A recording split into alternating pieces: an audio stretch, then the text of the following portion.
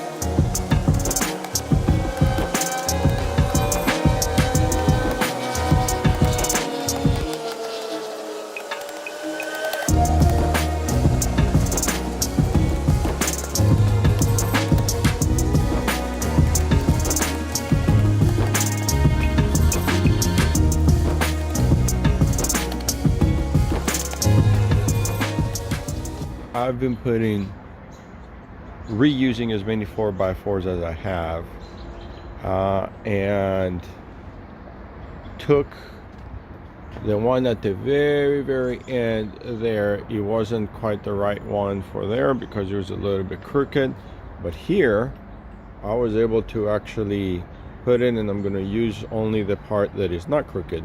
The top part that gets crooked is going to be cut off anyway, because I need everything to be 36 inches up.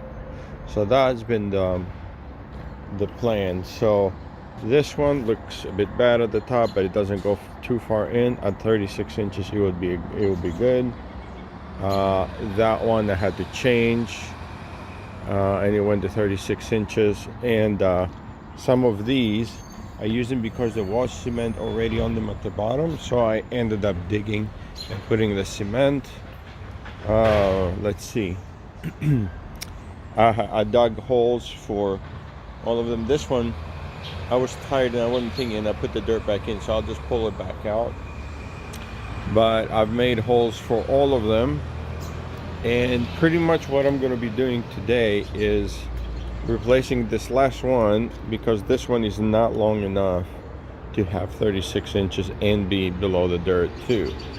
But all the rest of them are, and there are a couple of them that they are less important. One of them that is less important, well, that fell off, and is this one, but this one needs to be 36 inches and it's not. Everything else is.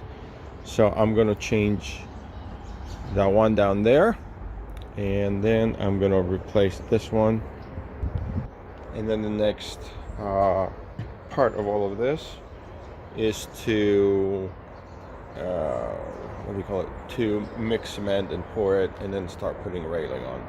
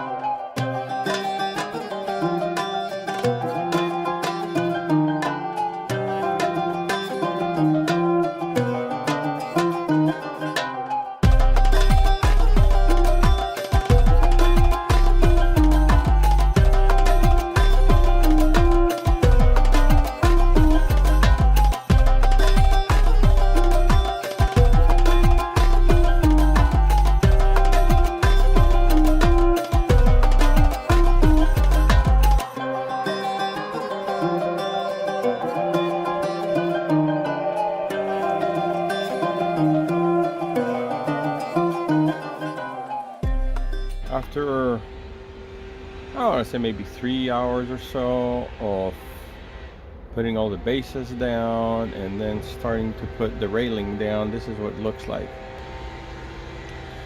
As you can see, this is pretty straight, but at the end it curves in. A couple of reasons for that.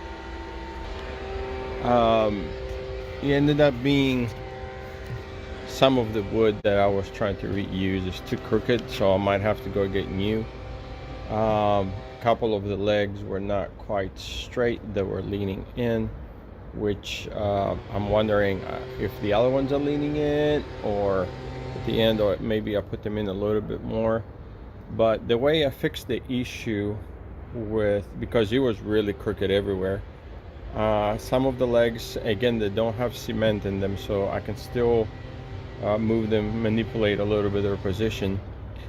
Some of the legs I ended up attaching to some of the big beams, the 6x6s that are already set in there from the past, and I used ratchet straps and I brought them in, and then I went below with a rubber mallet and I smacked them to make sure they weren't bowing, and as soon as I let go of the ratchet strap they would pop back.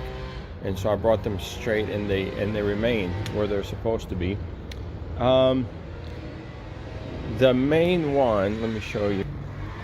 As you can see going down, most of that is straight, but I don't know how well you can see it, but there it pulls out. That's the one I have to deal with, and I think that piece is just off.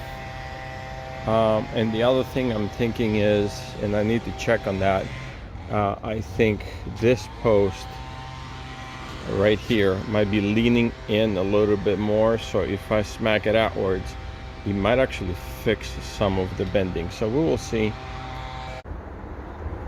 So today I bought what I'm hoping to be the last bit of lumber for the deck, and all I need to do is just kind of put it together now, do the cuts, that kind of stuff. I'm working on the railing, and I also found a very good alternative for the actual railing part of it. I went to Tractor Supply and I found good galvanized, you know, like a grid, kind of whatever they're called, and it comes up to 75 cents, I think, or 77 cents a foot of length,